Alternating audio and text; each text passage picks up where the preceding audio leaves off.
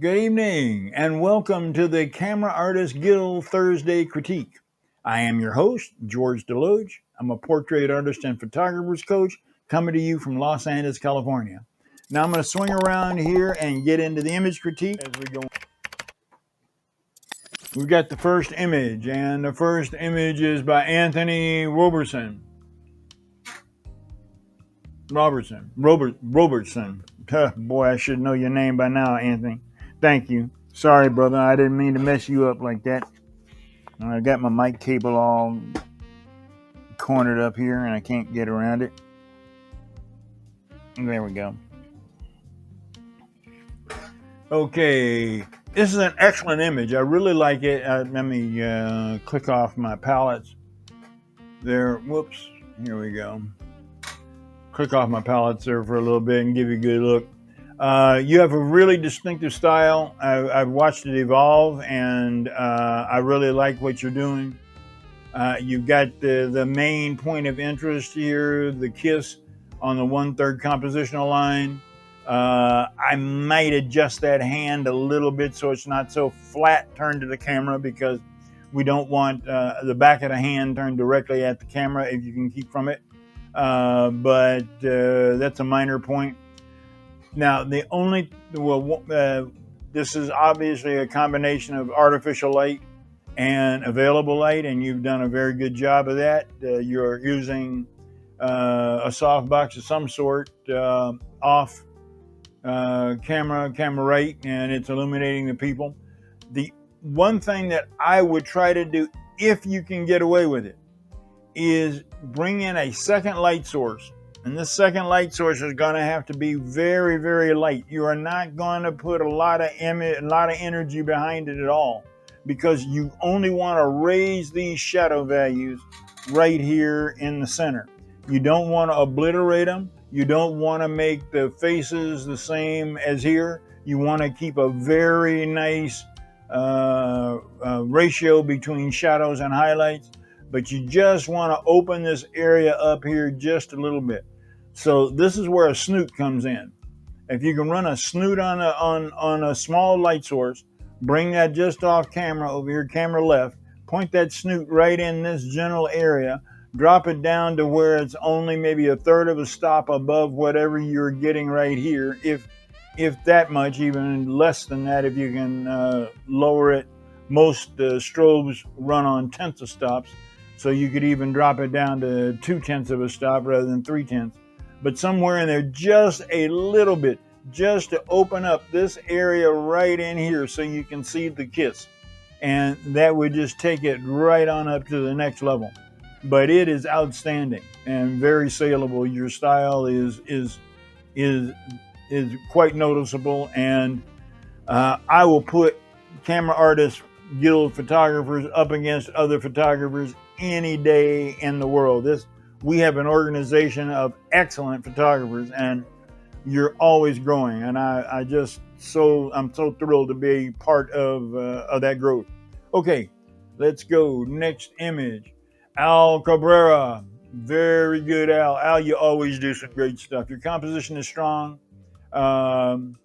and your light source is very good. I know it was mentioned that you may want to add a kicker light to the left hand side so that there would be a little more separation between the backside of the black dress and the backside of the subject, and kind of tone down the pink tree a little bit. It would not tone it down, but it would balance out the light a little bit. That's a very distinct possibility. Again, we're talking about adding light very, very lightly. It was Don Blair, an old guy who's been long since passed away. He was old when I came into photography, but he used to refer to accent lights, kickers and hair lights and other accent lights other than the key light, as being like spices, like garlic. And that if you add too much garlic to the spaghetti sauce, it's overpowering. If you add just enough to the spaghetti sauce, it can set it all the way off. So you want to use all of your accent lights very, very sparingly. And again, this one would work well with a snoot or a very. You could probably get away with a really tight grid on a 7-inch reflector, just a little bit off of camera out there, camera left, and that would just give you a rim alongside of the dress, just a little bit alongside there, right up her back area and the back of her head. But excellent work, Al. You know, congratulations, man. You just, both of you guys, fabulous. Matter of fact, everybody is really fabulous. It's hard for me to find things that I can actually bring to kind of help you, but I think that will help a little bit. Let me see here. Let me spread this image out. I think, nope. Okay. I did have it spread out as much as possible. All right. Next image. Willie Demetrius Richardson. Boy, you killed it this time, Willie. And you've come out of your traditional water shots, which you've been doing an awful lot of location stuff, lifestyle-ish, lifestyle type editorial work, and that's all been excellent. But this is really good. I like your creativity. I like your thought. You dropped her in again on the 1/3 compositional line.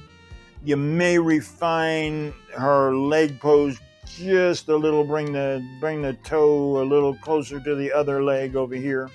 That might help it just a little bit, and extend her finger, her index finger, just a little bit, so that it has a little balance to it.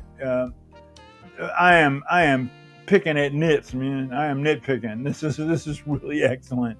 You have you got perfect Rembrandt lighting. Your color tones are right where they should be. Skin tones, that is, are right where they should be. Your exposure's right where it should be. You're using white, but you've dropped it low enough that there's plenty of separation between the light ribbon and the white background and the white cube. So again, all in all, stellar. Another great image. Okay, let's knock that one out. Tony Shaw. All right, you got this guy right on the 1/3 compositional line. So he is strong there. You got good leading lines in there. I think I'd tone down this pillar a little bit, with light coming in on it.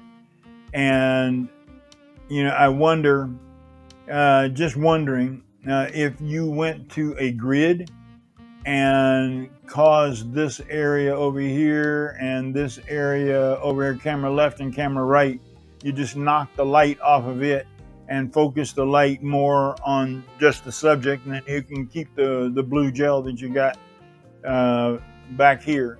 I think that would add more impact to it.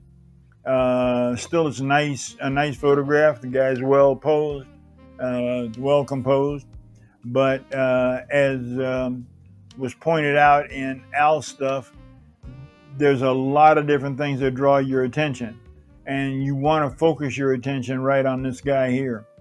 So you could burn some of this in. That might help a little bit. I don't know whether it would or not, and I'm not going to go through the burning in process. You can do that on your own.